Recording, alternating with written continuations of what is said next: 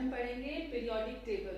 Okay, ये class 10 का chapter है, periodic classification of elements. Elements का पीरियोडिकली सिस्टमैटिक वे में क्लासिफिकेशन कैसे किया गया, किसने किया और क्लासिफिकेशन की आवश्यकता क्यों पड़ी, ये सब इस चैप्टर में है।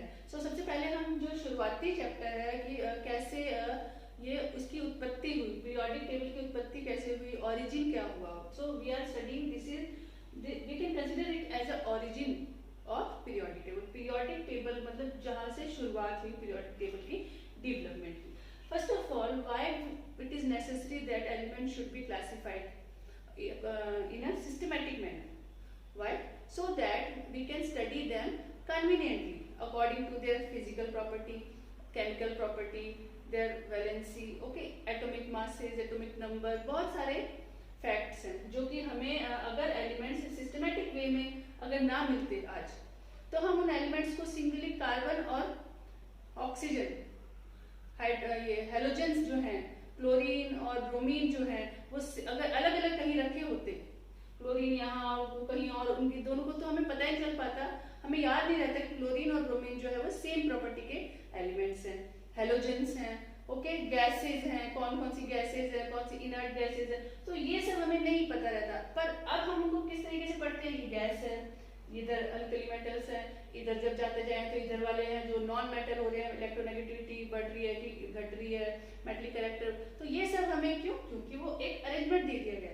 But at that time it was very difficult, वैज्ञानिकों के लिए बहुत ही प्रॉब्लम हो रही थी, मींस बहुत ही मुश्किल टास्क था इनको अरेंज करना। बट तब इस जमाने में खाली 56 एलिमेंट्स की डिस्कवरी हुई थी। उन 56 एलिमेंट्स को कैसे अरेंज करना था, क्यों, फॉर कन्वीनियंटली स्टडी के लिए, उनके बेसिक फिजिकल केमिकल प्रॉपर्टीज के अकॉर्डिंग उनको अरेंज कर दिया जाए, उसलिए। अब सबसे पहले जो इसमें अपना योगदान दिया वो थे डॉबर्नियर।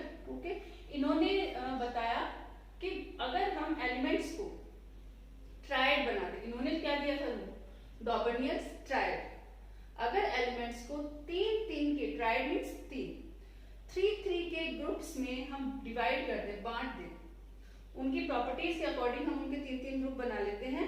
किस बेसिस पे, increasing order of their atomic masses. Atomic mass है लिथियम का 7, सोडियम, पोटेशियम और ये ऑल दीज एलिमेंट, तो ये इंक्रीजिंग ऑर्डर है, इसमें 7, 23, 39 इंक्रीजिंग ऑर्डर है। इंक्रीजिंग ऑर्डर में उसने अरेंज किया 1, 2 और 3, ऐसे 3 के ट्रायड बनाए एलिमेंट्स, क्योंकि ऐसा बना के बनाया जा सकता है। और इसका रूल क्या होगा, इसमें ये होता है, अगर हम ऐसे रख देंगे, डॉबर्नियर ने हमें बताया कि अगर इस प्रकार इनको अरेंज करें तो क्या होगा कि जो मिडिल वन एलिमेंट जो है उसका एटॉमिक मास रफली क्या, किसके बराबर होगा, इन दोनों एलिमेंट्स का, नंबर 1 और नंबर 3 पोजीशन पे जो एलिमेंट्स है उनके एवरेज के बराबर होगा। एवरेज क्या होगी, 7 प्लस 39 डिवाइड बाय 2, तो 23 आएगा, वहां भी आया, आ भी गया इनमें। बट बाकी जो एलिमेंट्स थे उनमें ये रूल फॉलो नहीं हो सका, इसमें एक ये प्रॉब्लम रही। और ये बहुत ही, जैसे मैंने तुम्हें बताया कि ये इसके एटॉमिक मासेस, ये एटॉमिक मासेस है, तो ये बहुत कंफ्यूजिंग रहा, क्योंकि ये जो है इसका एवरेज, ये किसके बराबर होगा, इन दोनों के सम करने के बाद, 2 से डिवाइड करने के बाद जो आंसर आएगा उसके बराबर इसका, इस वाले का मास रहेगा। ओके, बहुत कंफ्यूजिंग था, तो इसको थोड़ा माना नहीं गया, रिजेक्ट कर दिया गया। ये शुरुआती है डॉबर्नियर ट्रायड में अच्छा प्रयास था, बट खुद जो डॉबर्नियर जो थे खाली 3 ही ग्रुप को इन्वेंट कर पाए, 3 इन ग्रुप्स में ही ये रूल वो बता पाए, बाकी जो एलिमेंट्स थे उनको इसके अकॉर्डिंग क्लासिफाई नहीं कर पाए, तो ये थोड़ा हटा दिया गया, इसका रिजेक्शन हो गया। इसके बाद आया न्यूलैंड्स ऑक्टेव रूल, जो कि थोड़ा एडवांस था। न्यूलैंड्स ऑक्टेव रूल या लॉ, इट वाज एडवांस, ये एडवांस था और सिंपल भी था, ठीक है। बट इसकी ये क्यों फेल हुआ, क्योंकि ये हैवियर मेटल्स के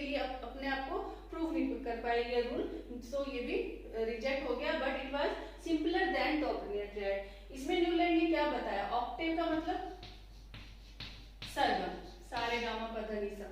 तो सरगम में जैसे 8-7 सुर होते हैं, वैसे अगर एलिमेंट्स को इंक्रीजिंग एटॉमिक मासेस के अकॉर्डिंग अरेंज कर दें, इंक्रीजिंग एटॉमिक मासेस के अकॉर्डिंग अरेंज करने पर उनमें जो पहला एलिमेंट है वो 8वें नंबर वाले एलिमेंट की प्रॉपर्टी को रिसेंबल करेगा, ठीक है, उनकी प्रॉपर्टी सिमिलर होगी। ये न्यूलैंड ने कहा। करी कि नहीं करी ये देखते हैं। जैसे कि फॉर एग्जांपल हमने सबसे पहले अगर लिथियम, पहला lithium, beryllium, boron, carbon, nitrogen, oxygen and fluorine, okay. अब इसके बाद fluorine, hydrogen, helium, lithium, beryllium, boron, carbon, nitrogen, oxygen, fluorine, sodium, okay, then magnesium और सो ऑन, एल्यूमिनियम आ गया। फिर उसके बाद तो जैसे ये लिथियम है, लिथियम से अगर लिथियम को हम 1 माने, 1 2 3 4 5 6 7 8, तो लिथियम और सोडियम जो है वो एक के नीचे एक आते जाएंगे। ऐसा न्यूलैंड ने बताया कि ऐसे जो एलिमेंट्स अरेंज होंगे, 8वां पहला नंबर का ये है तो 8वां ये होगा, उनकी सिमिलर प्रॉपर्टी होगी, दे विल रिसेंबल। तो पीरियोडिकली यहां से गिनेंगे 8वां तो ये आता जाएगा, यहां से गिनेंगे तो ये आएगा। तो उस प्रकार से पीरियोडिकली एक सिमिलर प्रॉपर्टी के एलिमेंट्स एक के नीचे एक अरेंज हो रहे थे ऑटोमेटिकली, ये बताया न्यूलैंड ने। बट इसकी लिमिटेशंस क्या थी कि ये हायर या फिर हैवियर एलिमेंट्स के लिए ये वर्क नहीं कर पाया, तो ये रूल जो था ये भी रिजेक्ट हो गया। After the rejection of Dobereiner's triad and Newland's octave rule, फिर आए मेंडलीव सर। मेंडलीव ने क्या किया, वो उन्होंने कोशिश करी कि वो चाहते थे कि एलिमेंट्स की वो फिजिकल प्रॉपर्टी, केमिकल प्रॉपर्टी और एटॉमिक मासेस के बीच में कोई रिलेशनशिप ढूंढे और ऐसा रिलेशनशिप का सेटअप करें, उसके अकॉर्डिंग एलिमेंट्स को अरेंज करेंगे वो। और एक और चीज उन्होंने स्टडी की, किस तरीके से स्टडी की वो हम देखते हैं। जब Mendeleev, father of periodic table, Mendeleev periodic table, Mendeleev periodic table जो थी वो बाकी दो टेबल से थोड़ी अच्छी थी। और जब मेंडलीव ने काम करना शुरू किया तब तक 63 एलिमेंट्स वर डिस्कवर्ड, 63 एलिमेंट्स की खोज हो चुकी थी। और मेंडलीव ने physical property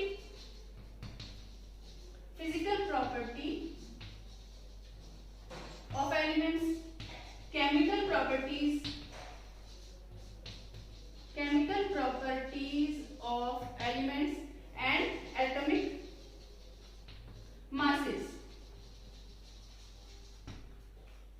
physical property, chemical properties and atomic masses को के बीच में क्या रिलेशनशिप है, उस रिलेशनशिप के अकॉर्डिंग के बेसिस पे वो अपनी खोज को या अपने डिस्कवरी को या अपने अरेंजमेंट को लाना चाहते थे। पीरियोडिक टेबल कुछ ऐसी होनी चाहिए जिनमें ये तीनों फैक्ट जो है वो एक दूसरे को रिसेंबल करे, इनमें कोई रिलेशनशिप हो। इस नजरिए से उन्होंने अपनी इसकी शुरुआत करी कि उन्होंने ऑर्गेनाइज तरीके से, कन्वीनियंट तरीके से एक पीरियोडिक टेबल देने के लिए ये वाले फैक्ट देखे। एक तो ये फैक्ट उन्होंने देखा, क्या फिजिकल केमिकल प्रॉपर्टी और एटॉमिक मासेस का रिलेशनशिप क्या हो सकता है।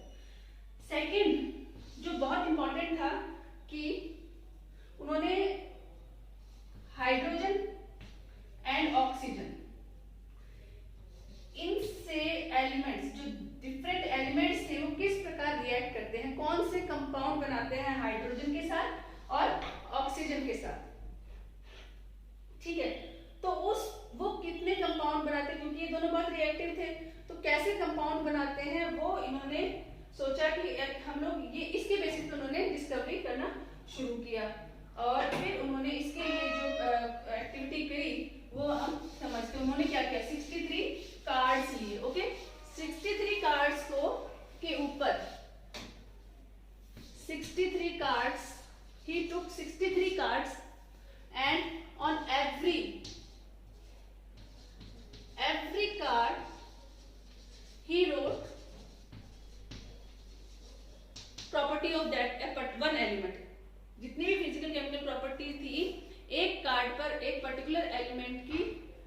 प्रॉपर्टीज लिखी, ठीक है। फिर उन कार्ड्स को सॉर्ट आउट किया। सॉर्ट आउट कैसे किया कि सेम प्रॉपर्टी वालों को एक साथ ले लिया, फिर उन्हें दीवार पर पिनअप कर दिया। दीवार पे पिनअप करने के बाद उन्होंने पाया, एक नोटिस बोर्ड या दीवार कुछ भी मान लें, तो उन्होंने क्या पाया कि जो एलिमेंट्स हैं वो उसके द्वारा अरेंज किए गए फ्रेम में करेक्ट जगह, सबको जगह मिल रही है, ठीक है। वहीं जो न्यूलैंड ने जो टेबल दी थी उसमें क्या बोला था, उसमें कोबाल्ट और निकल को, न्यूलैंड ने जो टेबल दी थी, और हम उसको ये टॉपिक पढ़ते हैं एक बार। न्यूलैंड ने बताया कोबाल्ट और निकल, इनको सेम स्लॉट में रख दिया, ठीक है। एक ये गलती करी, जबकि किसके नीचे रख दिया, हैलोजेंस के नीचे, हैलोजन वाली स्लॉट में रख दिया। और जबकि इनकी प्रॉपर्टी जो थी वो आयरन से मैच हो रही थी, आयरन से मैच होने के बावजूद ये आयरन से बहुत दूर अरेंज स्लॉट में रखे गए। और एक न्यूलैंड ऑक्टेव वाली जो टेबल थी उसकी एक ड्रॉबैक ये भी था कि उसमें फ्यूचर एलिमेंट्स के लिए कोई जगह नहीं थी। उस वक्त ये एज्यूम कर लिया न्यूलैंड ने कि और एलिमेंट्स नहीं डिस्कवर की जाएंगे। फ्यूचर एलिमेंट्स का क्या एटॉमिक मासेस होंगे, अगर वो जनरेट होते हैं तो उनको कौन सी, मतलब 1 एटॉमिक मास और 2 एटॉमिक मास वाले के बीच में अगर कोई ऐसा एलिमेंट डिस्कवर हो जाए जिसकी प्रॉपर्टी यहाँ बीच वाले एलिमेंट, तो फिर इसका एटॉमिक मास का चेंज करना पड़ता। तो ये वाली प्रॉब्लम आई वहां पर न्यूलैंड के उसमें, इस बात के लिए न्यू एलिमेंट्स के लिए जगह नहीं थी। दूसरा, कोबाल्ट निकल जैसे एलिमेंट को जो कि आयरन को रिसेंबल करते हैं, हैलोजन के साथ रख दिया गया। एक स्लॉट में 2 एलिमेंट्स रख दिए गए, और लैंथनर के साथ भी ऐसे ही किया गया। और कुछ जो थे वो उन्हें न्यू के लिए बिल्कुल भी जगह नहीं थी। तो बट यहाँ पे मेंडलीव की टेबल में क्या फायदा हो रहा था कि सभी एलिमेंट्स को सिंगल स्लॉट में जगह मिल रही थी। उसके जो फ्रेम बनाया था मेंडलीव ने, उसमें सबको जगह मिल रही थी, ओके। तो ये मेंडलीव की पीरियोडिक टेबल की खासियत थी। मेंडलीव पीरियोडिक टेबल में क्या थे, उसकी properties, characteristic of Mendeleev periodic table. Characteristic में उसमें ग्रुप्स थे, पीरियड थे, उस टेबल में भी जैसे अभी हैं, ठीक है। Groups and periods were there, उसमें भी ग्रुप्स और पीरियड्स थे, ठीक है। 7 पीरियड्स थे, और जिस भी तरीके से हॉरिजॉन्टल और वर्टिकल कॉलम, हॉरिजॉन्टल रॉस थी। प्रॉब्लम इसमें क्या प्रॉब्लम हुई, ये बहुत अच्छी थी, इसमें जो एलिमेंट्स थे वो अच्छे से ऑर्गेनाइज थे, उनकी वैलेंसीज सही से पढ़ी जा सकती थी। वैलेंसी का the table was very good to predict valencies, atomic masses. Future elements के लिए मेंडलीव ने फ्यूचर में खोजे जाने वाले एलिमेंट्स के लिए इसमें जगह थी, ठीक है। और बाद में जैसे आपका एल्यूमिनियम, बोरॉन, ये जो डिस्कवर हुए उनके लिए पहले से जगह बनाई हुई थी, ब्लैंक भी जगह छोड़ी गई थी, ठीक। तो ये मेंडलीव की पीरियोडिक टेबल की खासियत थी। एक और उसने मेंडलीव ने एक्सपेरिमेंट करा कि उसने कोबाल्ट और निकल जो थे उनको रिवर्स एटॉमिक मासेस के अकॉर्डिंग ना रखकर रिवर्स में रखा, जिसमें निकल का, कोबाल्ट का जो एटॉमिक मास था, कोबाल्ट का एटॉमिक मास ज्यादा था और निकल का कम, बट कोबाल्ट को पहले रखा, निकल को बाद में। तो ये कुछ रिवर्स एक्सपेरिमेंट्स भी किए। तो बहुत ही इंडिपेंडेंट मेंडलीव पीरियोडिक टेबल थी। और इसमें एक और थी, कन्वीनियंटली पढ़ी जा सकती थी, एटॉमिक मासेस प्रेडिक्ट थे,